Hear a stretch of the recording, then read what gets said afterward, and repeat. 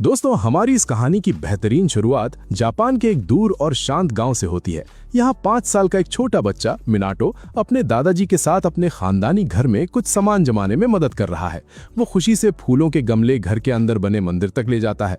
उसको बिल्कुल अंदाजा नहीं है कि दूसरे कमरे में एक अनजान लड़की अकेले गेंद से खेल रही है। मिनाटो दादाजी के निर्देशों का पालन करते हुए गमले मंदिर के नीचे रखता है और वहाँ 2 स्नैक्स के पैकेट सजा कर रख देता है। जब वो पूजा कर रहा होता है तभी उसको अपने पीछे लड़की के भागने की आवाजें आती हैं। पलटकर देखने पर वहां कोई नहीं होता। मिनाटो ध्यान वापस मंदिर पर लगाता है और चौंक जाता है क्योंकि स्नैक्स वहां से गायब थे। मिनाटो दादाजी से पूछता है कि डायबिटीज के बावजूद उन्होंने जल्दी स्नैक्स कैसे खाए। भाई, ये कैसा लॉजिक है? दादाजी की उम्र इतनी ज्यादा है और ये उनको ही शक की निगाह से देख रहा है। ठीक उसके बाद जैसे ही वो वापस मुड़ता है, उसे वही गुड़िया जैसी डरावनी लड़की भागती हुई दिखाई देती है। वो लड़की अचानक मुड़ती है, एक प्यारी मुस्कान के साथ उसको शुक्रिया कहती है और तुरंत हवा में गायब हो जाती है। मिनाटो बुरी तरह डर जाता है और दादाजी से चिपक जाता है, पर उसके दादाजी बहुत खुश थे कि उनका पोता आखिरकार आत्माओं को देख सकता है। वो उसको बताते हैं कि अभी वो सिर्फ अच्छी आत्माओं को देख सकता है, पर आगे चलकर ये क्षमता किसी ओवर पावर्ड बफ से कम नहीं होगी। मिनाटो पूछता है कि आखिर वो लड़की कौन थी। दादाजी समझाते हैं कि वो एक घरेलू आत्मा है जो सदियों से यहाँ निवास कर रही है। वो निर्देश देते हैं कि अगर आत्मा कभी स्नैक्स चुरा ले तो गुस्सा नहीं करना, बल्कि स्नैक्स उसके साथ बांटने चाहिए। वो बताते हैं कि उसके पास ऐसी एबिलिटी है जिसके बारे में लोगों को पता नहीं होता और आने वाले समय में ये सिस्टम उसकी बहुत मदद करेगा। 15 साल बाद मिनाटो अब एडल्ट बन चुका है। उसको अपनी पहली नौकरी मिली है जिसमें उसको एक सुनसान और खाली पड़े घर की देखभाल करने का पूरा काम सौंपा गया है। वो एक दूर स्थित गांव से बस से उतरता है जहां सिर्फ हरियाली और खेत नजर आते हैं। मिनाटो हाथ से बने नक्शे के सहारे चलते हुए जल्द ही एक आलीशान हवेली के पास पहुंच जाता है। ये हवेली पूरी तरह से बुरी ऊर्जा से भरी थी। मिनाटो को लगता है कि उसका दिमाग खेल खेल रहा है, इसलिए वो आंखों को मलता है और बुरी ऊर्जा दिखना बंद हो जाती है। भाई, आंख मलने से ईविल एनर्जी चली गई। यहाँ पे तो पूरा सिस्टम ही हैंग हो गया। खैर, वो आगे बढ़कर दरवाजे का ताला खोलने लगता है। जैसे ही नक्शा बुरी ऊर्जा को छूता है, उसकी लिखावट चमकने लगती है और ऊर्जा गायब हो जाती है। मिनाटो को झटका लगता है, पर वो इसे गेट का स्टैटिक चार्ज समझकर आगे बढ़ जाता है। पर जिस चीज ने उसको चौंकाया वो ये थी कि उसकी लिखावट धुंधली पड़ गई थी। ठीक उसी समय हवा का तेज झोंका वहां से गुजरता है और नक्शे को उड़ाकर जंगल में ले जाता है। वो कागज सीधा एक बड़े पेड़ के नीचे बने मंदिर से टकराता है। वहां घिरी हुई सारी बुरी ऊर्जा साफ हो जाती है और मंदिर के अंदर सोया हुआ भगवान जाग उठता है। इस दौरान मिनाटो हवेली के अंदर जाता है और देखता है कि वहां एक बहुत बड़ा बगीचा है जिसे साफ करने के लिए पेशेवर की जरूरत पड़ेगी। वो अपना काम शुरू करता है और मेमोज बनाते हुए बॉक्सेस खोलने लगता है। वो अपनी माँ से फोन पर बात करके मल्टीटास्किंग प्रो बनता है। मिनाटो पूछता है कि क्या वो इस घर के लिए सही इंसान है। माँ बताती है कि चाचा ने इसे आराम के लिए बनवाया था, पर रिटायर होने से पहले ही चाचा जी की पेटी बना दी गई थी, इसलिए अब उनका परिवार हवेली संभाल रहा है। मिनाटो पूछता है कि वो लोग इस प्लॉट आर्मर जैसी प्राइम रियल एस्टेट को बेच क्यों नहीं देते। माँ बताती है कि खरीदार आए थे, पर सबने बिना कारण बताए लेने से मना कर दिया। मिनाटो फोन काटने के बाद सफाई में व्यस्त हो जाता है। बुरी ऊर्जा वापस आकर फ्रिज पर चिपके नोट्स की तरफ आकर्षित हो रही थी, पर जैसे ही वो ऊर्जा मिनाटो की लिखावट को छूती है वो तुरंत शुद्ध और साफ हो जाती है। सफाई के बाद मिनाटो बगीचे में जाता है और हैरान रह जाता है क्योंकि किसी ने वहां पर उसके लिए फूलों का गुच्छा छोड़ दिया था। वो सोचता है कि आखिर उसको ऐसे तोहफे कौन देगा। तभी उसे झाड़ियों में कुत्ते जैसा अजीब चेहरा दिखाई देता है जो तुरंत गायब हो जाता है। अगले दिन मिनाटो एक गार्डनर को बुलाता है जो झाड़ियों को साफ करके नए फूल लगाने के बारे में पूछता है। मिनाटो बताता है कि वो सिर्फ एक केयरटेकर है, इसीलिए वो ऐसे फैसले नहीं ले सकता, जिससे गार्डनर थोड़ा डीमोटिवेटेड हो जाता है। अचानक गार्डनर के कंधे पर एक बुरी ऊर्जा घेर लेती है और वो शिकायत करता है कि 1 हफ्ते से उसके कंधे में दर्द है। संयोग से मिनाटो की लिखावट वाला कागज उड़कर बुरी ऊर्जा को शुद्ध करके गार्डनर का दर्द मिटा देता है। मिनाटो को लगता है कि अनजानों के सामने ऐसी हरकतें करने वाले इस आदमी का दिमाग खराब है, लेकिन तभी वो नोटिस करता है कि उसकी लिखावट वापस धुंधली पड़ चुकी है और पोर्च पर एक जंगली बूटी रखी है। वो गार्डनर से पूछता है, पर वो साफ इनकार कर देता है, जिससे मिनाटो सोच में पड़ जाता है। अगली सुबह उसको पोर्च पर कुछ जंगली बेरीज मिलती हैं और फेंस के ऊपर से कोई कूदता दिखता है। ये देखकर उसे बचपन की आत्मा लड़की की याद आती है जिसने स्नैक्स के बदले क्लोवर छोड़ा था। वो तुरंत समझ जाता है कि ये सब उस आत्मा का काम है। वो आत्मा के लिए वाइन और स्वीट्स खरीदने निकल जाता है। पोर्च पर तोहफे सजाते हुए वो सोचता है कि आत्मा को ये पसंद आएगा या नहीं। तभी वो आत्मा वहां आती है और खुशबू सूंघने के बाद असली रूप में आ जाती है, जो कि सफेद कुत्ता था। वो आत्मा मिनाटो का स्वागत करती है, जिसे देखकर वो डर जाता है। कुत्ता इस बात का बुरा मानता है और खुद को भगवान यमा बताता है। मिनाटो सुनकर शांत होता है, क्योंकि बोलने वाले कुत्ते से ज्यादा भगवान नॉर्मल बात है। भाई, ये कैसा अजीब लॉजिक है। एक बोलता कुत्ता अजीब है, पर वही खुद को भगवान कहे तो सब ठीक है।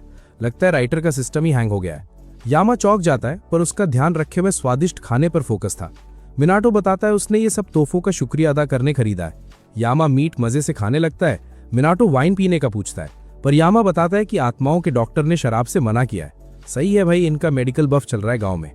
मिनाटो पानी डालता है, जिसे पीने के बाद यामा हर काम के लिए शुक्रिया कहता है।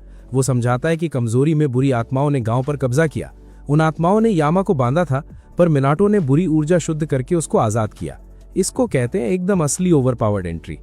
मिनाटो विस्तार से पूछता है और यामा जवाब देता है कि उसकी लिखावट बुराई को खत्म करके शक्तिशाली एबिलिटी की तरह काम करती है। तभी गार्डनर वापस आता है, क्योंकि वो अपना औजार भूल गया था।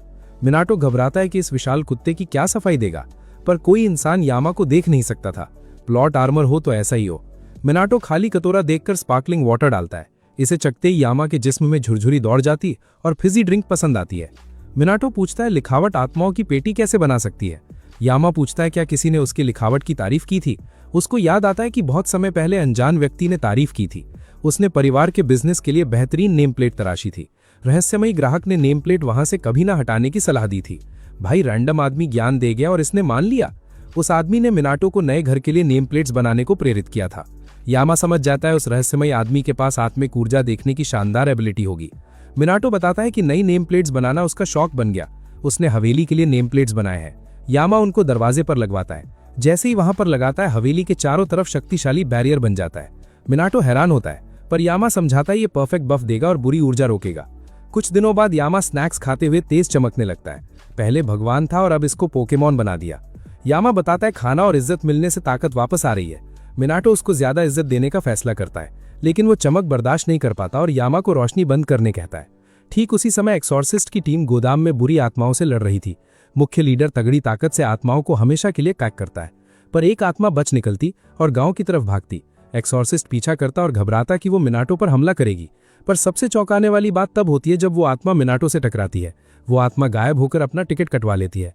एक्सॉर्सिस्ट अजीब नजारा देख हैरान होता है और मिनाटो से पूछता है, पर मिनाटो रोने वाला था क्योंकि उसकी लिस्ट धुंधली हो गई और उसको कुछ याद नहीं था। भाई यहाँ जान पर बनी है और इसको तुच्छी शॉपिंग लिस्ट की पड़ी है। एक्सॉर्सिस्ट डम शराड्स खेलकर लिस्ट याद दिलाने में मदद करता, जबकि शुद्ध आत्मा चांदी की गेंद जैसी बनकर लुढ़क जाती। यामा घर में अकेला था और खाली बगीचा देखकर अपमानित महसूस करता, इसलिए वो भगवान वाली ओवरपावर्ड ताकत से उस बगीचे को नया बनाने का बड़ा फैसला करता। अगली सुबह मिनाटो हरी घास और तालाब देखकर मंत्रमुग्ध हो जाता है। वो नए तोहफे के लिए यामा का दिल से शुक्रिया अदा करके अच्छा महसूस करता है, पर वो तब और चौंक जाता है जब वो देखता है कि पहाड़ का भगवान आकार में छोटा होता है। यामा शांति से जवाब देता है कि बगीचा बनाने में ताकत लगने से वो छोटा हुआ है, पर वो जल्द ही वापस नॉर्मल आकार में पक्का आ जाएगा, ये उसकी गारंटी है। कुछ दिन बीतते और यामा आना बंद करता, जिससे मिनाटो परेशान होता। फिर एक दिन यामा वापस प्रकट होता, पर इस बार पहले से भी और ज्यादा छोटा हो चुका था। मिनाटो हैरान होता कि पिल्ले में बदलने के लिए उसने आखिर कितनी ताकत इस्तेमाल की होगी। तभी गिलहरी और बीवर जैसे दिखने वाले 3 अजीब संकर प्राणी वहां भागते हुए बाहर आते हैं। मिनाटो घबराता और सोचता है कि यामा ने आत्मा पत्नी के साथ मिलकर आत्मा बच्चे पैदा कर लिए। राइटर का दिमाग घूम गया और कहानी के सिस्टम को ही हैंग कर दिया, पर यामा सच्चाई बताता है कि उसने नया बफ पाने के लिए अपने कुछ आज्ञाकारी सेवक बनाए हैं। वो तीनों सेवक सेरी, तोरी और अत्सु के रूप में अपना पहला परिचय देते हैं। मिनाटो मुलाकात पर उन्हें मीठे पकवान खिलाता और सेवक लजीज मिठाइयों का मजा लेते हैं। वो घोषणा करते हैं कि मिनाटो दुनिया में उनका सबसे अच्छा दोस्त बन चुका है। वो वहां जमकर खाते और पोर्च पर ही नींद में सो जाते हैं। इस बीच यामा ने चुपचाप अपनी ताकत और असली बड़ा आकार वापस पा लिया था। एकदम से ताकत आना और जाना, ये बिल्कुल किसी गेम के सिस्टम जैसा लग रहा है। तभी यामा महसूस करता है कि मिनाटो से मिलने कोई नया मेहमान वापस आया है। ये मेहमान वही पहले वाला एक्सॉर्सिस्ट था जो हवेली के पवित्र ऊर्जा से भीग रहा था। मिनाटो आदर से अंदर स्वागत करता और वो आदमी हरुमा नाम से अपना परिचय देता है। मिनाटो के लिए विश्वास करना मुश्किल था कि एक्सॉर्सिस्ट सच में दुनिया में होते हैं। हरुमा गंभीरता से समझाता है कि आज तक उसने जितने ज्यादा शक्तिशाली लोगों से यहाँ मुलाकात की है, उन सब के मुकाबले मिनाटो के पास एक तगड़ी और ओवरपावर्ड ताकत पहले से मौजूद है। वो मिनाटो को याद दिलाता कैसे बाजार में अनजाने में एक बुरी आत्मा पूरी शुद्ध की थी। हरुमा बताता है कि हाल ही में चारों तरफ बुरी आत्माओं की संख्या तेजी से बढ़ रही है। उनको पैक करने वाले अच्छे एक्सॉर्सिस्ट की गांव में कमी है, इसलिए सच में यही सबसे बड़ा कारण है कि वो आज खासकर वहां मिनाटो के बनाए हुए जादुई पवित्र तावीज खरीदने की उम्मीद से आया है। पर मिनाटो बिल्कुल आराम से मुस्कुराते हुए उसको सच्चाई बताता है कि उसके पास ऐसा कोई भी तावीज बिल्कुल मौजूद नहीं है। दोस्तों, यमा बताता है कि हरुमा को मिनाटो की लिखावट वाला कागज चाहिए और राज खोलता है कि एक्सॉर्सिस्ट के पास यमा को देखने के लिए आत्मिक ताकत नहीं है। मिनाटो बहुत ही आराम से हरुमा को साफ शब्दों में बताता है कि उसके पास बस उसकी आम लिखावट है, जिसे सुनकर वो बेचारा पूरी तरह से हैरान रह जाता है। हरुमा को विश्वास नहीं होता कि आत्माओं का सिस्टम हैंग करने के लिए ये काफी है, पर मिनातो वही जानता है, इसलिए वो हरुमा के लिए तावीज बनाने का तय करता है। वो उन खाली पन्नों पर अपनी पसंदीदा एडल्ट एक्ट्रेसेस के लंबे नाम लिखता है। इसे देखकर हरुमा के मुंह से चाय बाहर निकल जाती है, क्योंकि वो जादू की उम्मीद कर रहा था। भाई, आत्मा भगानी है या मनोरंजन करना है? लगता है राइटर ने यहाँ कुछ ज्यादा ही सोच लिया है। हालांकि हरुमा देखता है कि मिनातो की लिखावट आत्मिक ऊर्जा से चमक रही है और खुशी से इसे लेता है। वो इनाम में पैसे देता है, पर मिनातो इनकार कर देता है क्योंकि उसने ऊल जलूल लिखा था। हरुमा नहीं मानता और एडवांस पेमेंट लेने पर जोर देता है। जब यमा लेने को कहता है, मिनातो विरोध बंद करता है। हालांकि बाद में उसको लगता है कि उसने हरुमा को ठगा है, इसलिए एक्स्ट्रा गुड लक के लिए उसके हाथ पर एक पेंटाग्राम बनाता है। ठीक उसी समय हरुमा को एजेंसी से कॉल आती है और वो बेन 10 वाले गोस्ट फ्रीक जैसी आत्मा से लड़ने वाले साथियों की मदद के लिए निकलता है। साथी कहते हैं वो ऐसी ओवर पावर्ड आत्मा को पैक नहीं कर सकते। जैसे ही आत्मा हमला करती है, हरुमा डरता है, पर अचानक पेंटाग्राम चमकता है और बुरी आत्मा तुरंत वाश बनकर टिकट कटवा लेती है। कुछ दिन बाद मिनातो आमदनी और खर्च का हिसाब करता है और नतीजा ये निकलता है कि वो कंगाल हो चुका था। वो छत की तरफ देखता है जैसे कोई रास्ता बताएगा और सोचता है हरुमा ने अच्छी रकम दी थी पर जल्दी खत्म हो गई। इन सब का कारण उसके मेहमान और उनकी स्वादिष्ट स्नैक्स खाने की तगड़ी मांग थी। मिनातो चुपचाप यमा के तीनों सेवकों को स्वादिष्ट क्रीम वाले बंस खाते हुए देखता है और वो उसको शुक्रिया कहते हैं। वो कहते हैं ऐसे लजीज स्नैक्स महंगे होंगे, पर वो जवाब देता है चिंता मत करो, क्योंकि वो मेहमानों को हाईएस्ट क्वालिटी देना चाहता है। ठीक उसी वक्त यमा 200 साल पुरानी दुकान की महंगी जापानी मिठाइयों का पूरा मजा ले रहा होता है। मिनातो मेहमानों को बता नहीं सकता कि उनकी वजह से वो बैंकरप्ट होने वाला है और वो सस्ती चीजें भी नहीं खरीद सकता, क्योंकि खराब चीज देखकर वो रूठ जाते हैं। सही है भाई, गजब प्लॉट आर्मर दे रखा है इनको। इस सबसे अनजान यमा स्नैक्स खाता रहता है जब अचानक उसका ध्यान बगीचे के तालाब में एक रहस्यमयी छोटे जीव पर जाता है। अगले दिन मिनातो ग्रोसरी खरीदने जाता है और पार्ट टाइम वर्कर्स ढूंढने वाले कैफे के सामने रुकता है। वो सोचता है क्या और स्नैक्स के लिए नौकरी शुरू करें, पर एहसास होता है कि वो पार्ट टाइम जॉब से कभी पूरे पैसे नहीं कमा पाएगा। अचानक वो एक लॉटरी देखता है और किस्मत आजमाने के लिए टिकट लेता है। वो पहले रोल में ही फर्स्ट प्राइज जीतकर लाख येन हासिल कर लेता है। सब चौंक जाते हैं और मिनातो सोचता है इन पैसों से यमा के लिए हाई क्वालिटी वाइन लेगा। वो परंपरागत लिकर स्टोर जाता है, सोचते हुए कुछ शानदार खरीदेगा, पर अंदर घुसते ही कर्मचारी उसके चेहरे पर कन्फेटी फेंकने लगते हैं। आज दुकान का 333वां साल था और वो आज का 333वां ग्राहक निकलता है। वो खास वाइन सेट जीतने पर बधाई देते हैं और मिनातो को बिल्कुल समझ नहीं आता कि आखिर चल क्या रहा है। घर लौटते तक किस्मत से जीती नई चीजों से उसके दोनों हाथ भरे थे। वो यमा से पूछता है कि क्या ये उसका दैवीय आशीर्वाद है, क्योंकि इस लेवल की किस्मत के लिए किसी को भगवान का बड़ा पसंदीदा बच्चा होना जरूरी है। यमा जवाब देता है कि ये उसकी ताकत नहीं, बल्कि दूसरे मेहमान का खास आशीर्वाद और तगड़ा बफ है। वो तालाब में पत्थर पर खड़े एक कछुए की तरफ इशारा करता है जिसकी पीठ पर आइलैंड बना था। यमा बताता है कि ये रेकी है, जो अच्छी किस्मत लाने वाले 4 होली बीस्ट्स में से एक है। मिनातो हैरान होकर पूछता है कि होली टॉर्टॉइज यहाँ क्यों आया। यमा बताता है रेकी मिनातो से मदद मिलने का शुक्रिया करने आया है। मिनातो कहता है रेकी उसको कोई और समझ रहा है, क्योंकि उसने किसी कछुए की मदद नहीं की। यमा याद दिलाता है जब उसने बाजार में बुरी आत्मा की पेटी बना दी थी, तब वहां फंसे रेकी को आजाद किया था। वो बताता है कि उसकी गुड लक स्ट्रीक कछुए की वजह से है, पर मिनातो इनकार कर देता है। तभी माँ का कॉल आता है कि मिनातो ने पुरानी लॉटरी में 1 मिलियन येन जीत लिए हैं। आखिरकार मिनातो यकीन कर लेता है कि रेकी सच में उसके लिए बेहिसाब किस्मत लाया है। वो लकी गॉड को धन्यवाद देने के लिए घुटनों पर बैठ जाता है। यमा बताता है कि रेकी उसके तालाब में ठहरना चाहता है। मिनातो पूछता है क्या उसको ऐतराज नहीं, क्योंकि वो पहले आया था। पहाड़ का भगवान जवाब देता है ये मिनातो का बगीचा है और सिर्फ उसके पास ही बड़ा फैसला लेने की पूरी एबिलिटी मौजूद है। मिनातो को गॉड ऑफ लक को रखने में कोई परेशानी नहीं थी और जीती हुई लिकर से रेकी का स्वागत करने का पूरा फैसला करता है। जैसे ही टॉर्टॉइज लिकर देखता है, वो फ्लैश बनकर मिनातो के ठीक बगल में आता है, जो उसके लिए शराब डालता है। रेकी मजे से पीता है और शुक्रिया के रूप में मिनातो को एक स्पेशल सीड का अनोखा तोहफा देता है। मिनातो उन्हें पाकर खुश होता है और बगीचे में बोने का जल्दी से निर्णय करता है। यमा सावधान करता है कि पौधे काफी लंबे होंगे, इसलिए खुली जगह चुननी चाहिए, और मिनातो आज्ञा मानता है। जब वो बीज बो देता है, तब यमा से पूछता है वो बीज किस चीज के थे। पहाड़ का भगवान उस बेवकूफ आदमी की हरकत को देखते हुए पूरी तरह से दंग रह जाता है। उसको समझ नहीं आता कि आखिर उसने ये बड़ा सवाल पहले क्यों नहीं पूछा था। भाई, यहाँ पे राइटर का दिमाग घास चरने गया था क्या? बिना पूछे मिट्टी में गाड़ दी। सच में इंसान का पूरा सिस्टम ही हैंग हो चुका है। दोस्तों, ये बात उस शख्स से अजीब लगती है जो बीज का राज बताने से इनकार कर चुका था और मिनाटो को कहता है कि पौधा बड़ा होने पर सब पता चल जाएगा। अगले दिन मिनाटो यामा के लिए स्नैक्स लाता है। तभी अनजान आवाज आती है जो पूछती है कि क्या उनको भी थोड़ा हिस्सा मिल सकता है। मिनाटो ऊपर देखता है और पाता है कि दरवाजे के सामने बैंगनी और लाल रंग का बौना उल्टे लटके हैं। भाई ये कैसा लॉजिक है, भगवान बनकर आए हैं या सर्कस के जोकर बनकर लटक रहे हैं? मिनाटो घबराता है, पर यामा शांत होने को कहता है क्योंकि ये दोनों उसके दोस्त हैं। यामा उनका परिचय रेजिन बिजली के भगवान और फूजिन हवा के भगवान के रूप में देता है। मिनाटो उनके बारे में जानता था क्योंकि वो जापानी लोक कथाओं में मशहूर थे। वो यामा से पूछता है कि क्या सच में ये प्यारे गॉब्लिन भगवान है, और यामा सहमति जताता है। मिनाटो उनका आदर से स्वागत करता है और खाने के लिए कुकीज देता है, पर उसी समय यामा के तीनों सेवक आते हैं और गुस्सा होते हैं क्योंकि कुकीज उनके लिए थी। रेजिन और फूजिन उन सेवकों को शांत होने को कहते हैं। यामा पूछता है वो यहाँ क्यों आए हैं। वो जवाब देते हैं उन्होंने सुना था कि ये जगह आरामदायक है, इसलिए वो यहाँ आए और उनको निराशा नहीं हुई। वो देखते हैं कि रेजिन शराब पी रहा है और मिनाटो पूछता है कि क्या वो भी शराब पीना पसंद करेंगे। दोनों भगवान प्रस्ताव मानते हैं और पीने के बाद संतुष्ट होते हैं। फूजिन स्नैक्स और शराब के लिए मिनाटो का शुक्रिया अदा करने का फैसला करता है, इसलिए वो मिनाटो को अपनी शक्तिशाली एबिलिटी इस्तेमाल करने का मौका देता है। फूजिन चुटकी बजाता है और तेज हवा का झोंका मिनाटो के चारों तरफ घूमने लगता है। मिनाटो चौंक जाता है और सोचता है क्या चल रहा है। फूजिन समझाता है अब उसके पास हवा को नियंत्रित करने वाली ताकत आ चुकी है। वो नई ताकत का परीक्षण करने को कहता है और यामा का सेवक लक्ष्य के रूप में पत्ता पकड़कर खड़ा होता है। भगवान उसको हवा पैदा करने की कल्पना करने को कहते हैं। मिनाटो जल्द ही हल्की हवा पैदा करने में सफल होता है जो पत्ते को हिला सकती थी।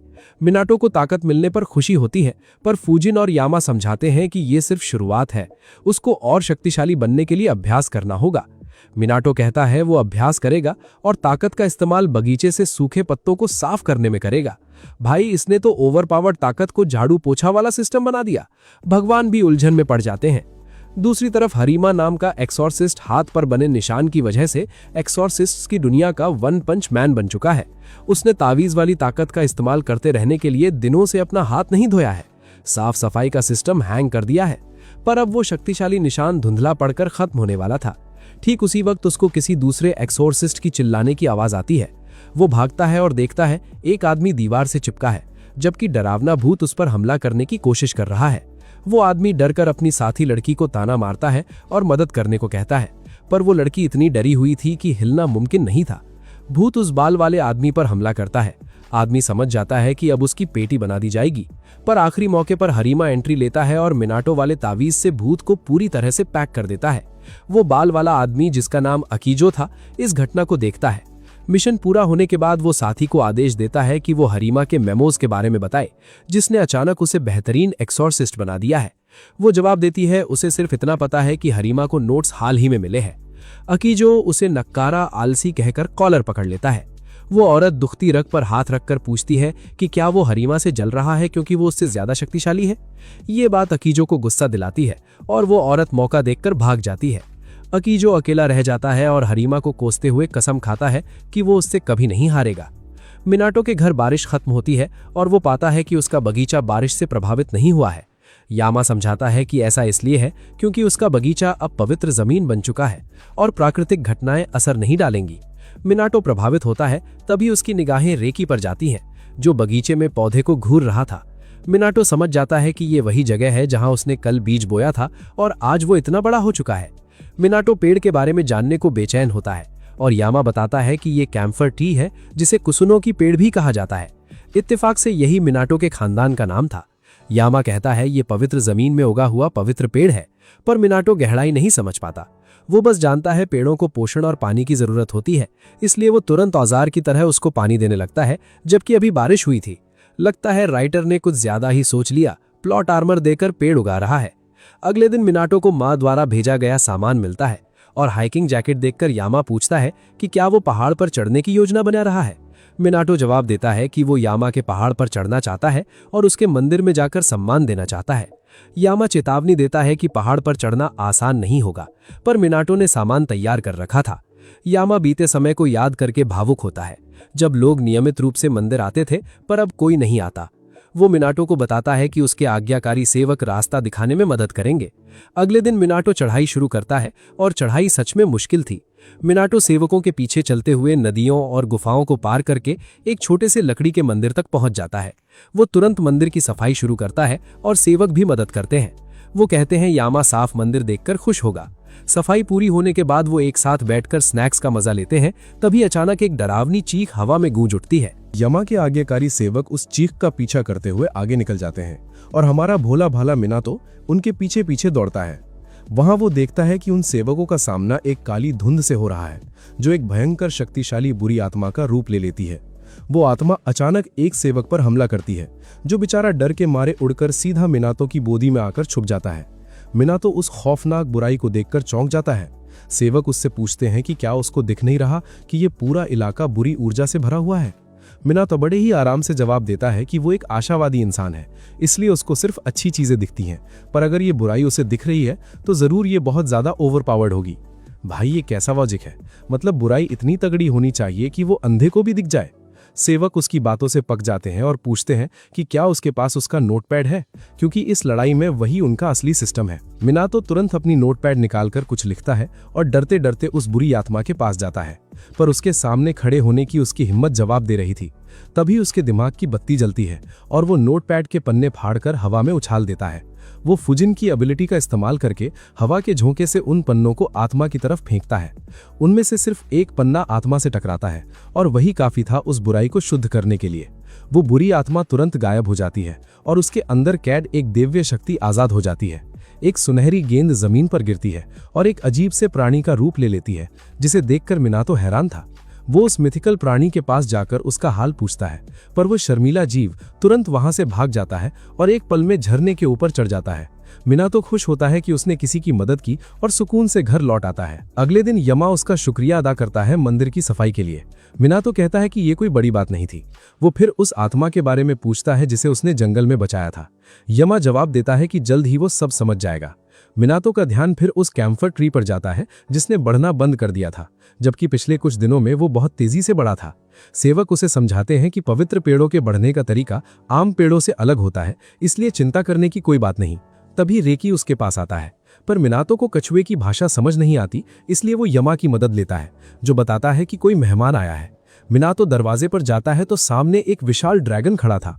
वो दंग रह जाता है, पर ड्रैगन का व्यवहार काफी विनम्र था, इसलिए वो उसे अंदर आने देता है। पता चलता है कि ये ओरियू है, जो रेकी की तरह ही 4 पवित्र जीवों में से एक है। ओरियू उड़कर सीधा कैम्फर ट्री के पास जाता है और जोर से दहाड़ता है, जिससे साफ आसमान में अचानक बादल छा जाते हैं। बारिश शुरू हो जाती है और देखते ही देखते वो छोटा सा पौधा एक विशाल पेड़ में बदल जाता है। भाई ये तो अलग ही लेवल का बफ मिल गया पेड़ को। मिनातो ये देखकर मंत्रमुग्ध हो जाता है। ओरियू भी उसके तालाब में रहने की इजाजत मांगता है। क्योंकि रेकी को कोई परेशानी नहीं थी, मिनातो इसे भी रहने की इजाजत दे देता है और विदेशी शराब से ड्रैगन का स्वागत करता है। जब सब मजा कर रहे होते हैं, तब यमा बताता है कि दरअसल ओरियू को भी एक बुरी आत्मा ने पकड़ रखा था और हारुमा ने मिनातो के पेंटाग्राम की ताकत से उसे आजाद किया था, इसलिए वो शुक्रिया कहने आया है। मिनातो ये सुनकर चौंक जाता है। तभी डोरबेल बजती है और सामने हारुमा खड़ा होता है, जो नए तावीज लेने आया था। मिनातो उसे शॉपिंग मेमोज देता है और उन महंगी मिठाइयों के लिए शुक्रिया अदा करता है जो हारुमा हर बार लाता है। मिनातो पूछता है कि क्या उसका बनाया हुआ पेंटाग्राम काम आया। हारुमा कहता है कि वो कमाल था, पर इस बार उसे कुछ नया चाहिए क्योंकि किसी दूसरे परिवार ने पेंटाग्राम का कॉपीराइट ले लिया है। भाई जादू टोना में भी कॉपीराइट, यहाँ पे तो पूरा सिस्टम ही हैंग हो गया।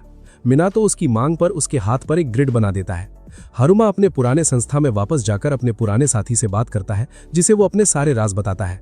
वो बूढ़ा आदमी कहता है कि मिनातो की ताकत कमाल है, पर इसे राज ही रखना होगा, वरना उस आम इंसान की जान खतरे में पड़ सकती है। मगर उन्हें नहीं पता था कि आकिजो ने पहले ही अपनी चाल चल दी है। वो बाजार में मिनातो से टकराता है और उसकी पीठ पर एक जासूसी तावीज चिपका देता है ताकि वो उस पर नजर रख सके। कुछ दिन बाद मिनातो अपने नोट्स पर काम कर रहा होता है, क्योंकि फिलहाल वही उसकी कमाई का जरिया है। वो अलग अलग पेन ट्राई करता है और उसे ब्रश स्टाइल पेन सबसे सही लगता है। इस बीच यमा उस पर नजर रखता है और उस कागज की गुड़िया पर जो घर के बाहर हवा में तैर रही थी, क्योंकि वो पवित्र जमीन के अंदर नहीं आ सकती थी। मिनातो को इस बारे में कुछ नहीं पता था। हालांकि कुछ दिन पहले हारुमा ने उसे खतरे के बारे में चेतावनी दी थी। हारुमा ने पूछा था कि क्या कोई घमंडी आदमी उससे मिलने आया है। मिनातो ने मना कर दिया था। हारुमा ने आकिजो के बारे में बताया था, जो हमेशा उससे जलता था और नए तावीज देखने के बाद वो और भी ज्यादा एग्रेसिव हो गया था। हारुमा ने बताया था कि आकिजो जासूसी के लिए कागज की गुड़ियों का इस्तेमाल करता है, पर लगता है मिनातो ये सब भूल चुका है। किस्मत से यमा उसके साथ था और वो अपनी ताकत से आकिजो की उस गुड़िया को तबाह कर देता है ताकि वो मिनातो के बारे में कोई जानकारी ना निकाल सके। उस दिन बाद में मिनातो शॉपिंग लिस्ट लिखने में व्यस्त होता है और यमा उसके साथ बैठकर मैगजीन पढ़ता है। यमा ये देखकर सदमे में आ जाता है कि एक मशहूर मिठाई की दुकान अब स्मूथ पेस्ट की जगह चंकी एड बीन पेस्ट इस्तेमाल करने वाली है। वो इसे एक बड़ा अपराध घोषित कर देता है। भाई, मिठाई की रेसिपी बदल गई तो भगवान गुस्सा हो गए। मिनातो को एहसास होता है कि वो उस दुकान पर अक्सर जाता है, इसलिए वो इस बार यमा को भी साथ ले जाने का फैसला करता है। वो थोड़ा हिचकिचाता है कि एक दैवीय भेड़िए को साथ कैसे ले जाए, पर यमा कहता है फिक्र मत करो, क्योंकि बहुत ही कम लोग उसे देख सकते हैं। हालांकि कुछ लोग ऐसे भी होते हैं जो उसकी मौजूदगी को महसूस कर सकते हैं, जैसे कि एक स्कूल की लड़की या एक धार्मिक दादी जो यमा को महसूस करते ही प्रार्थना शुरू कर देती है। मिनातो को समझ आता है कि शायद साफ दिल वाले लोग यमा को महसूस कर सकते हैं। उसे अचानक एक आइडिया आता है और वो मिठाई की दुकान जाने से पहले एक मिट्टी के बर्तनों की दुकान पर जाता है। वहां वो यमा के लिए एक पुराना और कीमती कप खरीदता है, क्योंकि उसका मानना था कि एक भगवान को कुत्ते की कटोरी में पिलाना उनका अपमान है। सही है भाई, भगवान को अब रॉयल ट्रीटमेंट मिलने वाला है। अगला कदम उठाकर मिनाटो मुलायम तकिया खरीदने जाता है। यमा अकड़ के साथ दावा करता है कि वो अल्फा नर है जिसे नरम चीजें पसंद नहीं, पर तकिए को छूते ही वो पिल्ले जैसी हरकतें शुरू कर देता है। भाई, ये क्या लॉजिक है? एक तकिए ने इसका पूरा सिस्टम हैंग कर दिया। दुकान में यमा के साइज का तकिया नहीं था, इसलिए मिनातो कस्टम ऑर्डर देता है। उसके बाद दोनों उस मशहूर मिठाई की दुकान बढ़ते हैं। दुकान में घुसते ही मिनातो गौर करता है कि बूढ़ा दुकानदार पहले से स्वस्थ लग रहा था और आंखों के काले घेरे भी गायब थे। यमा मिनातो से फुसफुसाकर दुकानदार को चंकी बीन पेस्ट इस्तेमाल करने से मना करने को कहता है, पर मिनातो किसी अनजान से ऐसी बात नहीं कह सकता था। इस बीच दुकानदार पूछता है कि क्या वो कभी पहाड़ गया है। मिनातो हाँ कहता है, जिसे सुनकर दुकानदार धीमे स्वर में पवित्र कुत्ते के बारे में पूछता है। ये सुनकर यमा को बहुत बुरा लगता है, क्योंकि वो शक्तिशाली भेड़िया है। मिनातो बात संभालते हुए कुत्ता देखने से इनकार करता है। वो दुकानदार से पूरी कहानी बताने को कहता है। दुकानदार बताता है कि बचपन में वो घने पहाड़ों में भटक गया था। उसे एक मंदिर मिला जिसके चारों तरफ रहस्यमयी रोशनियां थीं, और अचानक एक विशाल सफेद कुत्ता उसके ठीक सामने आ गया। दुकानदार डरकर तेजी से भागा, पर विशाल यमा ने उसका पीछा किया और गलत दिशा में जाने पर जोर से भौंकता और दहाड़ता था। कुछ समझ आने से पहले ही उस भेड़िए ने वापस सही रास्ते पर लाकर खड़ा कर दिया। बूढ़ा आदमी कहता है कि उस पवित्र कुत्ते ने ही उसकी जान बचाई थी। उसी दिन के बाद से वो आदमी लगातार मंदिर जाकर स्नैक्स छोड़ने की परंपरा निभाता है। वो मिनातो को और बातें बताता है और दावा करता है कि वो मरे हुए गाइड डॉग की आत्मा थी।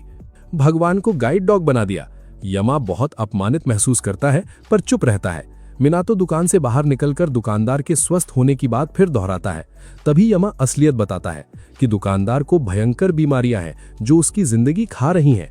यमा कहता है कि भगवान होकर भी वो इस बीमारी को ठीक नहीं कर सकता, पर उसने अपनी एबिलिटी से तय किया कि जब तक आदमी का टिकट कट नहीं जाता वो ठीक रहे। इस शानदार बफ की वजह से वो लंबा जी पाएगा और दुकान नए उत्तराधिकारी को सौंप सकेगा। हवेली लौटने पर मिनातो यमा के निर्देश पर एक हवा की घंटी टांग देता है और नहाने चला जाता है। कुछ देर बाद घमंडी एग्जॉर्सिस्ट इकिजो जासूसी कागजातों का पीछा करके वहां पहुंच जाता है। उसकी साथी औरत होरी साथ थी और आगे का प्लान पूछती है। इकिजो अकड़ के कहता है कि वो सारे तावीज खरीदेगा या मिनातो को सिर्फ अपने लिए तावीज बनाने पर मजबूर करेगा। होरी जानती थी कि उसके खतरनाक व्यवहार के आगे ये प्लान बहुत शांत है। ठीक उसी पल होरी को घंटी बजने की आवाज आती है और घर के ऊपर रोशनियां झिलमिलाती हुई नजर आती हैं। होरी को महसूस होता है कि इस जगह में कुछ बेहद पवित्र छिपा है। उसी वक्त इकिजो गुस्से में भरकर दूर की बेल एग्रेसिवली बजाने लगता है। वो पागलों की तरह जोर जोर से दरवाजे पर हाथ मारता है और अंदर आने के लिए मिनातो को कोसने लगता है। अपने बेहिसाब गुस्से में इकिजो पवित्र दरवाजे पर लात मारने की कोशिश करता है। होरी उसे रोकना चाहती थी क्योंकि उसे खतरे का एहसास था, पर वो ठीक साकुरा की बहन की तरह यूजलेस थी और डर के मारे सिर्फ अपनी आंखें बंद कर लेती है। इकिजो की लात दरवाजे को छू भी नहीं पाती और वो अचानक टेलीपोर्ट होकर डरावने लाल जंगल में पहुंच जाता है। उसे सामने भगवान यमा का मंदिर दिखाई देता है। वो घबराकर सोचता है कि आखिर वो यहाँ कैसे आ गया, जबकि वो 1 मिनट पहले मिनातो के घर के सामने था। होरी को ना पाकर वो परेशान होने लगता है। लाल जंगल का खौफनाक माहौल उसकी घबराहट और बढ़ा देता है। इकिजो डरकर वहां से उल्टे पैर भागने लगता है, पर पेड़ की एक जड़ जमीन से उठकर उसे गिरा देती है। जमीन पर गिरते ही उसका सिर एक पत्थर से जोर से टकराता है। वहां उसका सिस्टम पूरी तरह से हैंग होने लगता है और वो तड़पने लगता है। जब उसकी आंख खुलती है तो वो दोबारा खुद को मंदिर के सामने जिंदा खड़ा पाता है और समय 1 सेकंड भी नहीं बढ़ा था। वो हैरान होकर सोचता है कि क्या चल रहा है। जल्द ही उसे समझ आता है कि वो जाल में फंस चुका है और उसकी पेटी बन चुकी है। उसकी सोच बनती है कि इस नाटक के पीछे हरुमा का दिमाग होगा। वो झल्लाकर मंदिर पर लात मारता है और बाहर निकलने का रास्ता ढूंढने भागने लगता है, पर रास्ते के नाम पर सिर्फ एक गहरा गड्ढा मिलता है जिसमें वो गिर जाता है। इकी जो गड्ढे में गिरकर अपना टिकट कटवा लेता है, पर मरने के ठीक बाद ही वो फिर से आंख खोलकर उसी मंदिर के सामने जिंदा मिलता है। यहाँ पे तो पूरा सिस्टम ही हैंग हो गया। वो जितनी बार भागने की कोशिश करता, भयंकर तरीके से पैक होता रहता। आखिरकार हार मानकर वो सारी कोशिशें छोड़ देता है। उसे एहसास होता है कि भगवान से माफी मांगनी ही पड़ेगी। वो जमीन पर गिरकर भीख मांगता है, माफी मांगता है और घर वापस भेजने की रोता हुआ मिन्नत करता है। तभी अचानक उसे वही हवा वाली घंटी सुनाई देती है। अगले पल वो टेलीपोर्ट होकर वापस मिनातो के घर के सामने आ जाता है। नजारा बदलते ही वो सदमे में जमीन पर गिरता है और कांपते हुए होरी से पूछता है कि कितने दिन बीत चुके हैं। होरी पूछती है कि क्या वो पागल हो चुका है, क्योंकि वो लोग बस अभी कुछ सेकंड पहले ही वहां पहुंचे थे। ये सुनकर वो डर जाता है। दूसरी दुनिया में फंसने से ज्यादा खौफ उसे इस रुकी हुई दुनिया का था और वो डरपोक की तरह चिल्लाकर वहां से भाग जाता है। ठीक कुछ देर बाद मिनातो नहाकर बाहर आता है। वो यमा से पूछता है कि क्या कोई बेल बजा रहा था। यमा शांति से जवाब देता है कि वहां कोई नहीं था। मिनातो आराम करने का फैसला करता है। वो बताता है कि वो पुराने घर के झरनों को कितना याद करता है, और ये सुनते ही पहाड़ के भगवान के दिमाग में एक आइडिया आता है। दोस्तों, सुबह मिनाटो उठता है तो सल्फर की महक आती है। गार्डन में यामा नए हॉट स्प्रिंग में डुबकी लगा रहा है। भाई ये क्या लॉजिक है, रातों रात कंस्ट्रक्शन चल गया। यामा उसे इनवाइट करता है और वो एक्सेप्ट करता है। रिलैक्स करते हुए यामा बताता है कि रात में उसने रेकी और ओरियू के साथ इसे बनाया था, इसलिए वो आराम कर रहे हैं। नहाने के बाद यामा का मिनियन बताता है कि मेहमान आया है। ओरियो बताता है कि विजिटर उसका दोस्त है। मिनातो गेट पर जाता है, पर वहां किसी को नहीं देखकर हैरान रह जाता है। तभी उसकी नजर पहाड़ियों में बचाए गए एक डरे हुए क्रीचर पर पड़ती है। यहाँ पे तो सिस्टम ही हैंग हो गया। अचानक ही कैरेक्टर कहां से स्पॉन हो गया। उसे देखते ही क्रीचर डरकर छुपने लगता है। इस ओवर ड्रामेटिक सीन पर मिनियन मैसेज लाता है कि वो परमिशन मांग रहा है। मिनाटो परमिशन देता है और किरिन नाम का क्रीचर बात शुरू करता है। एक मिनियन इंटरप्रेटर बनकर बताता है कि किरिन जान बचाने का शुक्रिया अदा कर रहा है। इसके बाद किरिन घंटों लगातार बकवास करता है। भाई ऐसी लंबी बातें सुनकर किसी का भी दिमाग पक जाए। किरिन ऑफर देता है कि इस एहसान के बदले वो उसे आधी दुनिया का राजा बना देगा। मिनाटो घबराकर कहता है कि वो कोई मिस्टर ऑरेंज नहीं जिसे राज करने का शौक हो। किरिन ये सुनकर शॉक में चला जाता है, क्योंकि उसे लगता था सबको ज्यादा पावर चाहिए। तभी राइजिन और फुजिन आकर समझाते हैं कि मिनाटो बाकी लोगों जैसा ग्रीडी नहीं है। इस सपोर्ट के लिए मिनाटो उन्हें धन्यवाद देता है और हॉट स्प्रिंग यूज करने को कहता है। वो देखता है कि गॉड्स पहले से काफी बड़े लग रहे हैं। गॉड्स बताते हैं कि उसकी रिस्पेक्ट उन्हें असली रूप में आने का तगड़ा बफ देती है। इसके बाद फुजिन बैग से एक विशाल ट्यूना मछली निकालता है। वो अपनी सुपरनैचुरल एबिलिटी से उसको परफेक्ट पीसेस में काटता है, जिसे राइजिन जल्दी कलेक्ट करता है। टॉप मास्टर शेफ्स भी इस स्पीड देखकर शर्म से पानी पानी हो जाए। ये स्किल देखकर सारे मिनियंस इंप्रेस होते हैं और मिनाटो से पूछते हैं कि क्या वो ऐसा कर सकता है। मिनाटो हिचकिचाते हुए कहता है कि शायद एक दिन कर पाएगा। ये सुनकर फुजिन डिसाइड करता है कि मिनाटो की पावर्स का सिस्टम टेस्ट करेगा। टेस्ट में फुजिन मिनाटो को पावर से यामा के बाल रफल करने को कहता है, लेकिन मिनाटो कंट्रोल खो बैठता है और यामा को छींक आ जाती है। इसके बावजूद यामा चिल रहता है और मसाज कंटिन्यू करवाता है। क्या फालतू लॉजिक है, छींक आने पर भी मसाज चाहिए इनको। फुजिन एनालाइज करके कहता है कि मिनाटो डर रहा है कि उसकी ओवरपावर्ड ताकत से किसी बेकसूर का टिकट न कट जाए। ठीक उसी वक्त मिनाटो के फोन पर उसकी मां का मैसेज आता है कि सारी नेम प्लेट्स टूट चुकी हैं। भाई इनका घर है या खेत? मिनाटो तुरंत नई नेम प्लेट्स बनाने लगता है और पूछता है कि रोजाना टूटना अजीब नहीं लगता। यामा पूछता है कि क्या उसके घर में कोई नॉन ह्यूमन एंटिटी रहती है। मिनाटो को उसी वक्त डॉल गर्ल स्पिरिट की याद आती है। यामा एक्सप्लेन करता है कि वो स्पिरिट ही नेम प्लेट्स तोड़ रही होगी, ताकि वो बता सके कि उसकी स्पिरिचुअल पावर खत्म हो चुकी है।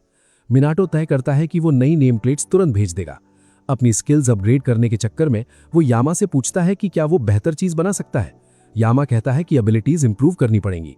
मिनाटो समझने के लिए पूछता है कि वो ऐसे कैसे कर सकता है। यामा जवाब देता है कि इस लेवल तक पहुंचने के लिए सबसे पहले विंड एबिलिटीज ट्रेन करनी पड़ेंगी। अब यामा मिनाटो को ऐसी जगह आने को कहता है जहां वो बिना रुकावट के पावर्स टेस्ट कर सके। वो उसे पिछले दरवाजे तक ले जाता है। दरवाजा खोलते ही चमकती रोशनी दिखती है।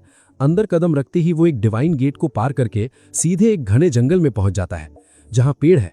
ये टेलीपोर्टेशन देखकर मिनाटो हैरान है। यामा बताता है कि ये सेक्रेड ग्राउंड मिनियंस ने बनाया है और यहां मिनाटो पूरी स्ट्रेंथ बिना डर अनलीश कर सकता है। मिनाटो कहता है कि वो पेड़ को नुकसान नहीं पहुंचाना चाहता। यामा हंसते हुए बताता है कि सारे पेड़ नकली है। भाई राइटर ने लंबा सेटअप बस इन नकली पेड़ों के लिए किया था। ये सुनकर मिनाटो राहत महसूस करता है। ठीक उसी वक्त घर पर किरिन दोबारा एंट्री मारता है और वहां आकर एक गिफ्ट छोड़ जाता है। ये गिफ्ट एक अजीब सा ड्यूरियन फ्रूट होता है। दोस्तों, इसकी महक एक वीक और पैक हो चुके होबो के पुराने अंडरवेयर जैसी घटिया होती है। जैसे ही किरिन बदबूदार गिफ्ट छोड़ता है, तभी रेकी और ओरियो पानी से बाहर आकर उस फ्रूट को किक मारकर दूर फेंक देते हैं। किरिन उस फ्रूट को कैच करता है और गुस्से में पूछता है कि वो लोग क्या बकवास कर रहे हैं। दोनों होली बीस्ट्स उसे सख्त वार्निंग देते हैं कि मालिक ना हो तो ये कचरा यहाँ मत लाओ। किरिन डिफेंड करते हुए बोलता है कि ये एक टेस्टी फूड है, इसलिए वो लोग इसको ऐसे फेंक नहीं सकते। इधर दूसरी तरफ कैमरा वापस नकली जंगल की तरफ जाता है, जहां मिनाटो हवा का इतना पावरफुल तूफान बनाता है जो पूरे जंगल के पेड़ों को बुरी तरह हिलाकर रख देता है। लेकिन दोस्तों, यहाँ उसकी बॉडी उसका साथ छोड़ देती है और वो बेहोश हो जाता है।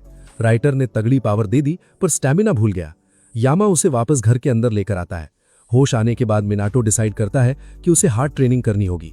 वो कंटिन्यूसली फेक फॉरेस्ट में ट्रेनिंग करता है और साथ ही घर के लिए नई नेम प्लेट्स बनाता रहता है। यामा महसूस करता है कि नई नेम प्लेट्स में पहले से ज्यादा स्पिरिचुअल पावर आ चुकी है। कुछ दिनों बाद मिनाटो आखिरकार फुजिन की एबिलिटीज में ठीक ठाक मास्टर हो जाता है। वो अब एक मिनी टॉर्नेडो बना सकता है जो सारी सूखी पत्तियों को उठाकर बड़ी आसानी से एक ही जगह इकट्ठा कर देता है। सच में सफाई का ये नया मैजिकल सिस्टम बहुत ही आसान है। मिनाटो इस अचीवमेंट से खुश होता है क्योंकि ये हवा की पावर डेली लाइफ में आराम से काम आ रही थी। यामा को भी मिनाटो के अंदर ये क्लियर इंप्रूवमेंट नजर आता है। लेकिन दोस्तों, हमारा मिनाटो फिर भी हम्बल बनने की ओवर एक्टिंग पूरी करता है और अंत में सफाई देते हुए कहता है कि वो अभी भी किसी एंगल से फुजिन के लेवल तक नहीं पहुंचा है। दोस्तों, ठीक तभी वहां पर खुद विंड गॉड यानी हवा के देवता अचानक से प्रकट होते हैं। वो मिनाटो को समझाते हैं कि उसे खुद को कभी भी कमजोर या आम इंसान नहीं समझना चाहिए। हवा के देवता अपने असली रूप में आकर बड़े गर्व से दावा करते हैं कि अगर मिनाटो बिना रुके लगातार अपनी हार्डकोर ट्रेनिंग जारी रखता है तो एक दिन वो इतना ओवरपावर्ड बन जाएगा कि अपने ताकतवर दुश्मनों के मजबूत घरों को आराम से 2 टुकड़ों में फाड़ कर रख देगा। ये भयानक बातें सुनकर बेचारा मिनाटो अंदर तक घबरा जाता है और डर के मारे जवाब देता है कि वो अहिंसा का बड़ा पुजारी है। रेजिन, जो कि बिजली का देवता है, उसकी शांति वाली बात सुनकर एक खतरनाक आइडिया देता है। वो कहता है कि अहिंसा का रास्ता छोड़ने से पहले उसे दुश्मनों की पेटी बनाने के बजाय उनका सिस्टम हैंग करने के लिए बिजली का एक तगड़ा झटका देकर बेहोश करने का ट्राई जरूर करना चाहिए। भाई, ये क्या अजीब लॉजिक है। मतलब मार नहीं सकते तो शॉक दे दो। मिनाटो इन देवताओं की अजीब बातों को तुरंत मना कर देता है। इसके बाद मिनाटो यामा के मिनियंस के बारे में पूछता है। यामा बड़े शांत स्वभाव से बताता है कि पिछली बार इविल स्पिरिट से मार पड़ने के बाद से वो नकली जंगल में डीप मेडिटेशन और हार्ड ट्रेनिंग कर रहे हैं ताकि उनकी हिडन एबिलिटी और तगड़ी हो सके। मिनाटो ये सुनकर बहुत ज्यादा खुश होता है, पर असलियत में उन आलसी मिनियंस की वो इंटेंस मेडिटेशन कब की एक ग्रुप नैप सेशन में बदल चुकी थी। ये सब सिर्फ खर्राटे मार रहे थे। इस जोरदार कॉमेडी और झूठ के ठीक बाद सीन आगे बढ़ता है, जहां मिनाटो सूखी और जली हुई पत्तियों के ढेर में आराम से बैठकर स्वीट पोटैटोज भून रहा होता है।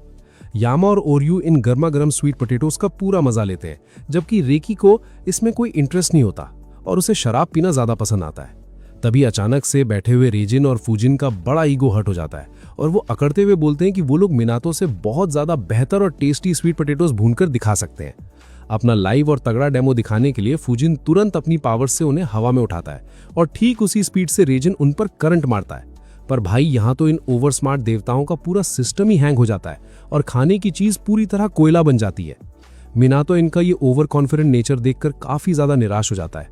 तभी अचानक से उसे अपने पैरों पर कुछ अनोखे एग्जॉटिक फ्रूट्स पड़े हुए मिलते हैं और पास की झाड़ियों से किरिन घबराते हुए बाहर झांक रहा होता है। मिनाटो प्यार से उसे वही जले हुए स्वीट पोटैटोज खाने के लिए ऑफर करता है और फ्रूट्स के लिए शुक्रिया बोलता है। लेकिन दोस्तों, यहाँ पर किरिन की दिमागी हालत बुरी हो जाती है और उसकी ओवर थिंकिंग शुरू हो जाती है। उसे लगता है कि इन इंसानों को हमेशा से मासूम जानवर जिंदा जलाने में बड़ा मजा आता है और अब अगला नंबर पक्का उसी का होने वाला है। डर के मारे उसकी ऐसी हालत होती है कि वो बिना कुछ बोले वापस उन्हीं घनी झाड़ियों में जाकर छुप जाता है। यामा इस कॉमेडी पर सॉलिड एडवाइस देता है कि किरिन को बियर बहुत पसंद है और मिनाटो तुरंत इस पॉइंट को अपने ध्यान में नोट कर लेता है ताकि आगे दोस्ती हो सके। ठीक उसी वक्त अचानक से घर की डोरबेल जोर से बजती है और जब दरवाजा खुलता है तो एकदम थका हुआ हरुमा सामने खड़ा होता है। उसकी ऐसी बुरी हालत होती है कि वो अचानक मिनाटो के कंधों पर पूरी तरह बेहोश होकर गिर पड़ता है। मिनाटो घबराकर उसे जल्दी से अंदर लाकर आराम से बिठा देता है और पानी पिलाता है। हरुमा थोड़ा होश आती चिंता में बोलता है कि उसे इस घर में एक बहुत ही तगड़ा और भयानक स्पिरिचुअल प्रेशर लगातार फील हो रहा है। अब मिनाटो बेचारा चिल्लाकर ये राज थोड़ी खोलेगा कि उसके आसपास अलग अलग रूप में ताकतवर गॉड्स आराम से बैठे हुए हैं। इसलिए वो सारी बातों को घुमाता है और मामले के बारे में पूछता है। हरुमा सीरियस होकर बताता है कि इस बार एसोसिएशन के बेस्ट एक्सॉर्सिस्ट का प्लॉट आर्मर किसी काम नहीं आ रहा था। एक श्रापित और खतरनाक गुड़िया को एक्सॉर्साइज करने के मामले में वो लोग बुरी तरह फ्लॉप हो गए थे और उनकी बोलती बंद हो गई थी।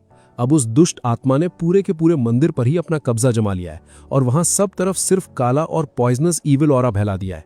ये सुनकर मिनातो अपनी छोटी सी हेल्प यानी मैजिकल नोट्स लिखने का इजी ऑफर देता है, पर हरुमा निराश होकर समझाता है कि वो कर्स्ड मंदिर अब इस नॉर्मल दुनिया में है ही नहीं, वो अब एक पैरेलल दूसरे डिमेंशन में शिफ्ट हो चुका है जहां तक पहुंचना उनके लिए असंभव हो चुका है। हरुमा को इस बात का भी अच्छे से पता था कि मिनातो आम इंसान नहीं है और वो आसानी से गॉड से बातें भी कर लेता है। ये सारा असली राज खुलते ही वहां पर यामा का गुस्सा आसमान छू लेता है। उसे गलतफहमी हो जाती है कि हरुमा उसकी डिवाइन पावर्स का गलत फायदा उठाना चाहता है। यामा इतना ज्यादा आग बबूला हो जाता है कि वो एक रूह कांपने वाली दहाड़ मारता है। हरुमा डर के मारे वहीं अपनी पैंट में ही पेशाब कर देता है। भाई क्या बेइज्जती है, लाइटर ने इस बेचारे को रुला कर रख दिया। मिनियंस तुरंत आकर यामा को शांत करते हैं। फाइनली मिनातो यामा से दूसरे डिमेंशन में चलने की गुजारिश करता है और यामा ट्रेडिशनल स्वीट्स की तगड़ी डिमांड रखता है। हरुमा स्वीट्स खाकर मिनातो को परमिशन देता है, पर खुद उस रिस्क में नहीं जाता।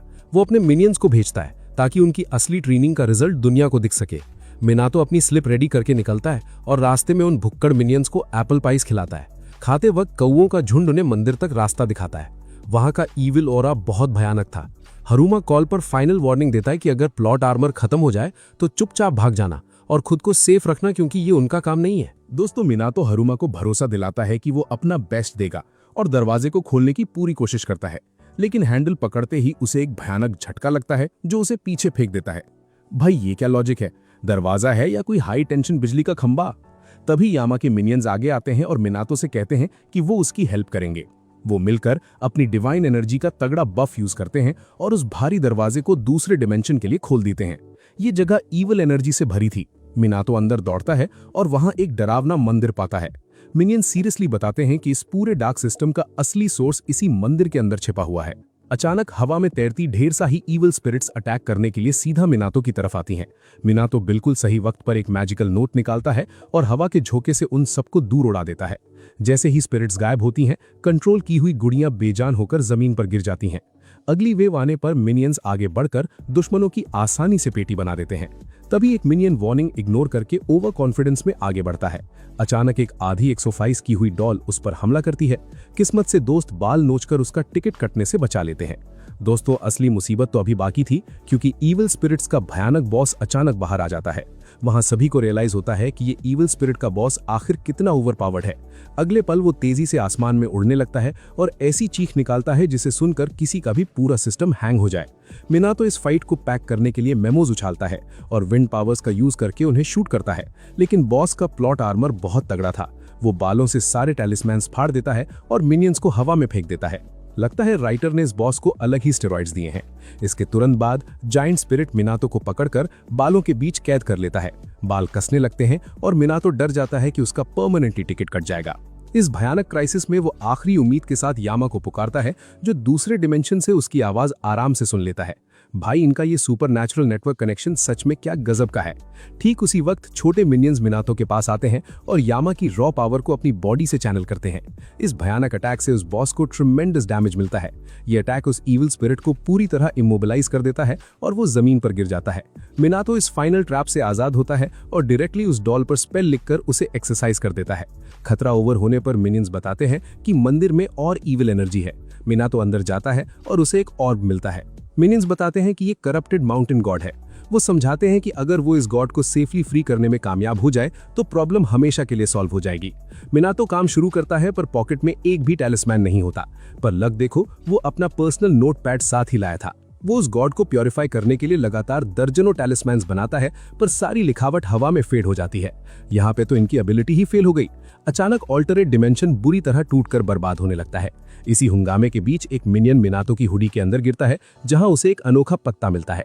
मिनातो रियलाइज करता है कि ये सीक्रेट कैम्फर ट्री का पत्ता है, जिसमें बहुत ज्यादा स्पिरिचुअल पावर है। स्पिरिचुअल पावर खत्म होने पर भी वो हीरो की तरह ठीक से लिखना शुरू करता है। मिनातो इस सुपरचार्ज्ड पट्टे का यूज माउंटेन गॉड पर करता है और ये पावर उसे एक्सरसाइज करने के लिए पूरी तरह काफी होती है।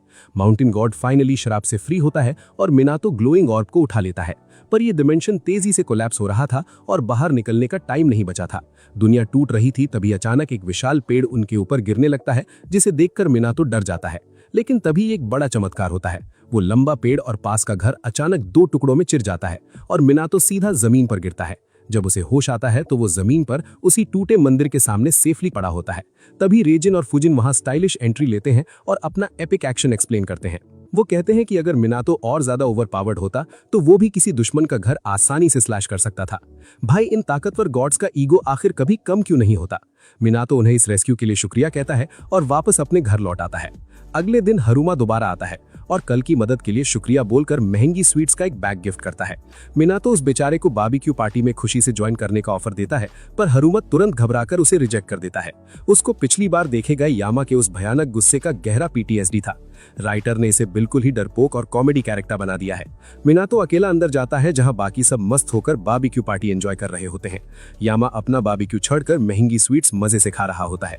मिनातो सबको आकर बताता है कि हरुमा ने ये टेस्टी स्वीट्स दी हैं, जिसे सुनकर सब खाने के लिए बहुत एक्साइटेड हो जाते हैं।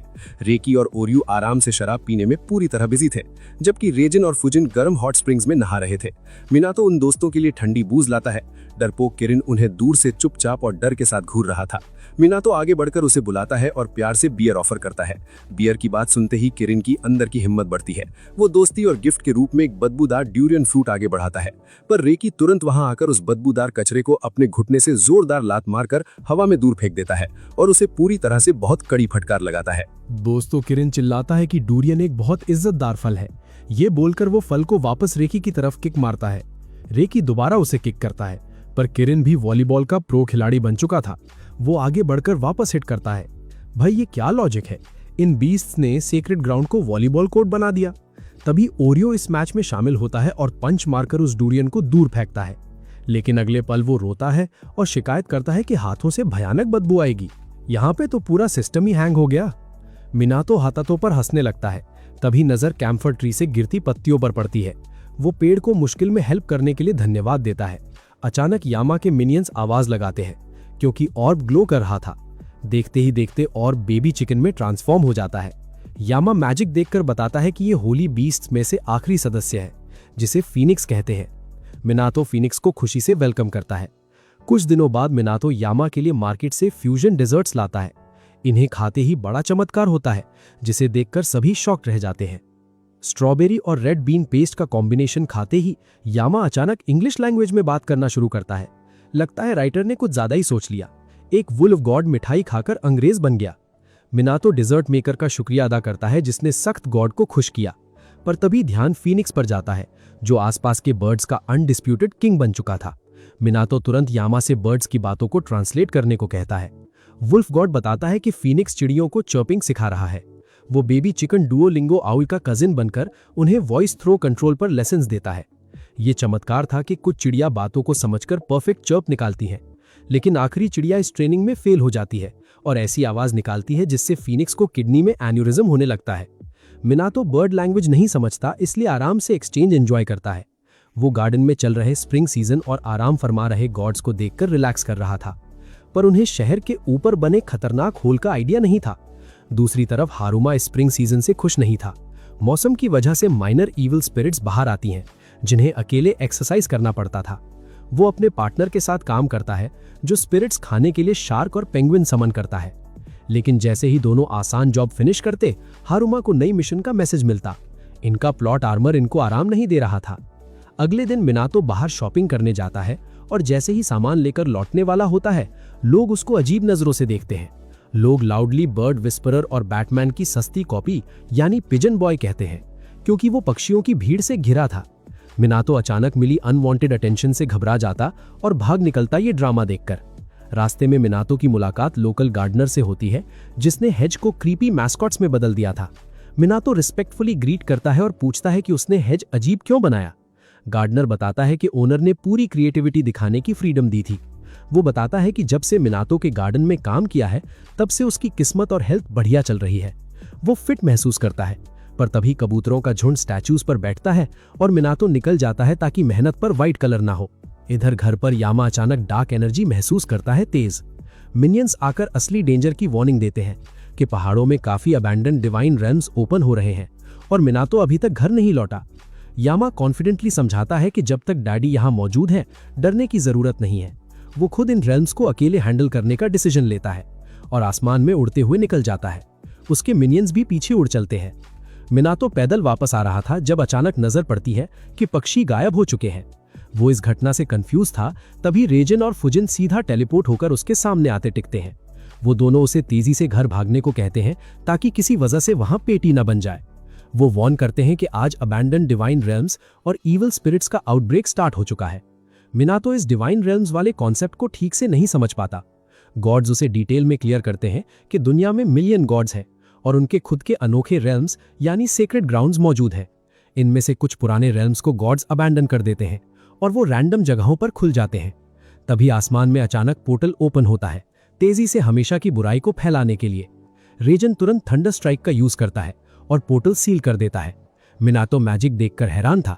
गॉड्स उसे सख्त रूप से अलर्ट करते हैं इस नए खतरे के बारे में पूरी तरह से। ऐसे पोर्टल्स कहीं भी खुल सकते हैं, कभी आम इंसान इनमें शक हो जाते हैं। मिनाटो मामला समझ जाता है और रियलाइज करता है कि बर्ड्स गलती से अंदर गए होंगे। गॉड्स उसे गुस्से में समझाते हैं कि वो काम नहीं रह सकता, असली खतरा वही है। उसका डिवाइन एलिमेंट्स के साथ कनेक्शन हाई है। अगर वो फंसा तो बाहर नहीं आएगा बिना किसी ओवरपावर्ड स्किल के किसी तगड़ी मदद के। मिनाटो आखिरी एडवाइस के लिए धन्यवाद देता है और केयरफुल रहने का वादा करता है। दोनों ट्विन गॉड्स विदाई ले लेते हैं और बताते हैं कि यामा बाहर निकला हुआ है और बाकी पोर्टल्स हमेशा के लिए क्लोज कर रहा है ठीक से। मिनाटो अब सच में डर जाता है, इसलिए रेगुलर रास्ते के बजाय एक शॉर्टकट पकड़ लेता है। भाई कैरेक्टर्स को तभी शॉर्टकट याद आता है जब खतरा सर पर हो। चलते वक्त उसकी नजर एक टूटे हुए श्राइन पर अटक जाती है। अचानक दो इनविजिबल स्पिरिट्स कानों में विस्पर करके वार्निंग देती हैं कि उसे वहां किसी भी कीमत पर उससे दूर रहना चाहिए। लेकिन मिनाटो वार्निंग पर ध्यान नहीं देता। अचानक पोर्टल उसे शक करने लगता है। फीनिक्स हेल्प के लिए बाहर आता है, पर यह तो सिर्फ ऑरा फार्मिंग निकली। वो चिक फॉर्म में आकर फंसा और दोनों जंगल में उतरते हैं, जहां सांस लेना मुश्किल था और सामने अजीब बॉक्सेस पड़े थे। मिनाटो को ध्यान आता है कि यामा ने बताया था कि गॉड्स के सेक्रेड ग्राउंड्स हमेशा उनके असली क्रिएटर के दिमाग और पसंद को रिफ्लेक्ट करते हैं। ये वही जगह होती है जहां इन्हें सबसे ज्यादा शांति मिलती है। मिनाटो ध्यान से सोचता है कि इस जगह के आलसी क्रिएटर को बॉक्सेस पसंद होंगे। तभी अचानक उसके सामने एक विशाल और डरावनी गुफा प्रकट होती है। अंदर जाते ही उसे रियलाइज होता है कि वहां की हवा काफी भारी और चुभने वाली है। इन सब मुश्किलों के बावजूद मिनाटो बिना डरे आगे बढ़ता है। उसे गुफा में एक अनजान औरत आराम से सोते हुए मिलती है। पहले तो मिनाटो घबराता है, पर समझ जाता है कि यही गॉडेस है जिसने ये रेल्म बनाया है। अचानक वो नींद से जागती है और शिकायत करती है। वो कहती है कि गुफा का वेंटिलेशन पूरी तरह बेकार है, पर वो इतनी आलसी है कि अपनी जगह से हिलना तक नहीं चाहती। भाई लगता है राइटर ने इस अजीब कैरेक्टर में आलस का ओवरपावर्ड लेवल डाल दिया है। मिनाटो उस बिना मोटिवेशन वाली औरत से पूछता है कि क्या वही इस रेल्म की महान गॉड है। वो खुशी से हामी भरती है और पूछती है कि एक आम इंसान यहाँ क्या कर रहा है। तभी उसकी नजर मिनाटो के बैग में बैठे फीनिक्स पर पड़ती है। ये देखकर बेचारी गॉडेस का पूरा सिस्टम ही हैंग हो जाता है। वो हैरान होकर पूछती है कि क्या वो रास्ता भटक गया है, क्योंकि उसने तो किसी को भी यहाँ आने का इन्विटेशन बिल्कुल नहीं दिया था। मिनाटो बताता है कि पोर्टल्स खुल गए हैं। धरती पर अबैंडन्ड डिवाइन रेल्म्स के ढेर सारे पोर्टल्स ओपन हो गए हैं। ये बुरी खबर सुनकर गॉडेस गुस्से में चिढ़ जाती है और कहती है कि उसने अपना प्यारा घर कभी नहीं छोड़ा था, पर अगले ही पल उसे एहसास होता है कि उसकी मैजिकल पावर सच में काफी वीक हो चुकी है। मिनाटो इस सच पर हामी भरता है कि धरती पर उसके असली श्राइन की सालों से किसी ने देखभाल नहीं की थी। गॉडेस एक लंबी सांस लेती है, पर असलियत में उसे लोगों की पूजा से थोड़ा सा भी फर्क नहीं पड़ता। अचानक उसकी नजर मिनाटो के अंदर छिपी फुजिन की पावर्स पर पड़ती है। वो बिना शर्म के पूछती है कि क्या वो हवा का यूज करके गुफा का बेकार वेंटिलेशन ठीक कर सकता है। मिनाटो पूरी तरह से शॉक होता है। उसे जल्द ही असली सच्चाई पता चलती है कि उसने पिछले 1000 सालों से इस भारी गुफा का वेंटिलेशन चेक ही नहीं किया है। वो सीधा आदेश देकर वापस चैन से सोने चली जाती है। मिनाटो घबराकर पूछता है कि काम ठीक से पूरा होने के बाद क्या वो उसे घर सेफली भेज देगी। गॉडेस चिढ़ते हुए उसे बोलती है कि वो बिना परेशानी के उसे वापस भेज देगी। तभी वो अचानक एक मैजिक पोर्टल ओपन करती है। मिनाटो पोर्टल देखकर खुश हो जाता है, पर गॉडेस बताती है कि ये नया पोर्टल घर जाने के लिए नहीं, बल्कि इन बेकार लकड़ी के भारी बॉक्सेस को बाहर कचरे में फेंकने के लिए बनाया गया है। मिनाटो बिना किसी बहस के हवा की तेज पावर यूज करता है और सारे बॉक्सेस पोर्टल में सीधा फेंकना शुरू कर देता है। वहीं लेटी रहती है। सोती हुई गॉडेस आराम से वहीं लेटकर ये सारा नजारा मजे से एंजॉय कर रही थी। ठीक उसी समय अर्थ पर यामा और मिनियंस आसमान में खुले सभी पोर्टल्स आसानी से क्लियर करने में पूरी तरह बिजी थे। काम पूरा होते ही यामा मिनियंस को आदेश देता है कि अब सही वक्त आ गया है कि वो मिनाटो को सेफली रेस्क्यू करे। ये अचानक सुनकर सारे मिनियंस काफी हैरान होते हैं, पर यामा बताता है कि उसने फीनिक्स की तेज आवाज सुनी थी जो मदद की मांग कर रहा था। वो सभी रेस्क्यू करने के लिए ठीक से तैयार ही हो रहे थे, तभी आसमान में ढेर सारे नए पोर्टल्स प्रकट हो जाते हैं। ये सभी खतरनाक पोर्टल्स सीधा मिनाटो के घर की तरफ बढ़ रहे थे। यामा गहरी चिंता में सोचता है कि इन सब को जल्दी हैंडल करना काफी मुश्किल होने वाला है। किस्मत से वहां ट्विन गॉड्स फुजिन और रेजिन अचानक पहुंच जाते हैं और पोर्टल्स आसानी से डिस्ट्रॉय करते हैं। दोनों ट्विन गॉड्स खुशी से अपनी असली मदद ऑफर करते हैं और यामा उन्हें टीम में शामिल करता है। गॉड्स यामा को आराम करने का बड़ा ऑफर देते हैं, पर यामा इसकी जगह जल्दी से अपना अजीब ऑरा फार्मिंग स्टार्ट करता है। वो एक भयानक दहाड़ मारता है और कई पोर्टल्स बर्बाद हो जाते हैं। भाई, इन गॉड्स का प्लॉट आर्मर सच में पूरी तरह से कमाल का है। इधर अंधेरी गुफा में मिनाटो ने बॉक्सेस फेंकने का लंबा काम ठीक से खत्म कर लिया था। गॉडेस अपनी जगह साफ देखकर बहुत खुश होती है, पर गुफा की घुटन भरी हवा और सांस की दिक्कत अभी तक वहीं थी। मिनाटो के पास इस अंधेरी गुफा की बेकार हवा का एक आसान और बेस्ट सोल्यूशन था।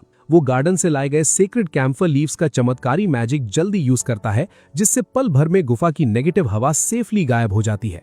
गॉडेस ये नया मैजिक देखकर उससे सच में इंप्रेस होती है। वो हैरानी से उससे पूछती है कि ये जादुई पत्ते आखिर आए कहां से।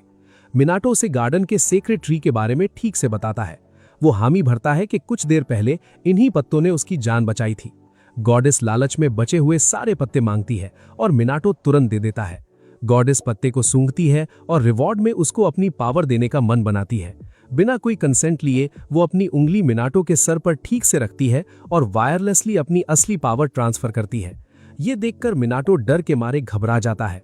मिनाटो घबराकर पूछता है कि ये आखिर कैसी एबिलिटी है। गॉडेस जवाब देती है कि ये नेगेटिव फीलिंग्स, डिजायर्स और बुरी पावर्स को परमानेंटली सील करने की ताकत है। मिनाटो समझ जाता है कि लकड़ी के बॉक्सेस किस लिए थे। गॉडेस बताती है कि लोग अपनी बुरी आदत हमेशा सील करवाते हैं। ये समझाते हुए वो अचानक गहरी नींद में सो जाती है। तभी यामा के छोटे मिनियंस सफेद पोर्टल से वहां आ जाते हैं। मिनाटो खुशी से उनके साथ बाहर निकल जाता है। वो उन्हें बताता है कि सीलिंग पावर उसको एक आलसी औरत ने दी थी। मिनियंस हैरान होकर बताते हैं कि वो महान गॉडेस पक्का अमातेरासु ही रही होगी। जब मिनियंस ने उस आलसी गॉडेस का नाम अमातेरासु बताया तो मिनाटो के पैरों तले जमीन खिसक जाती है। दिमाग चक्कर खा जाता है और होश उड़ जाते हैं। भाई, ये क्या लॉजिक है? अमातेरासु आम गॉडेस नहीं, बल्कि जापानीज माइथोलॉजी की सबसे महान सन गॉड यानी सूर्य देवता है। मिनाटो ने महान देवी की ऐसी बुरी हालत की कल्पना तक नहीं की थी। वो सोचता था कि सन गॉड चमकती हुई और ताकतवर होगी, पर यहाँ राइटर ने उन्हें एक आलसी और बिना मोटिवेशन वाली औरत बना दिया।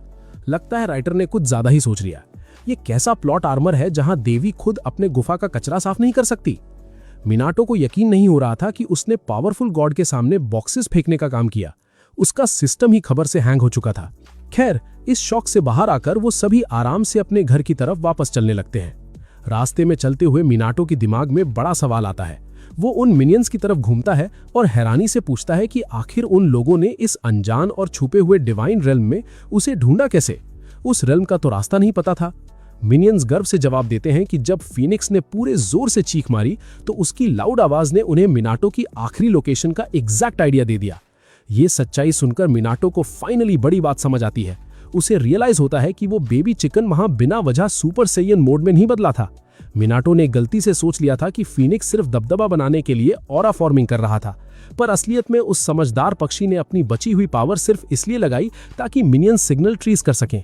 भाई, इस छोटे पक्षी का दिमाग तो काफी ओवर पावर्ड निकला, जिसने सही वक्त पर सबकी पेटी बनने से बचा लिया। बात आगे बढ़ती है और मिनियंस चलते हुए मिनाटो को एक और जरूरी जानकारी देते हैं।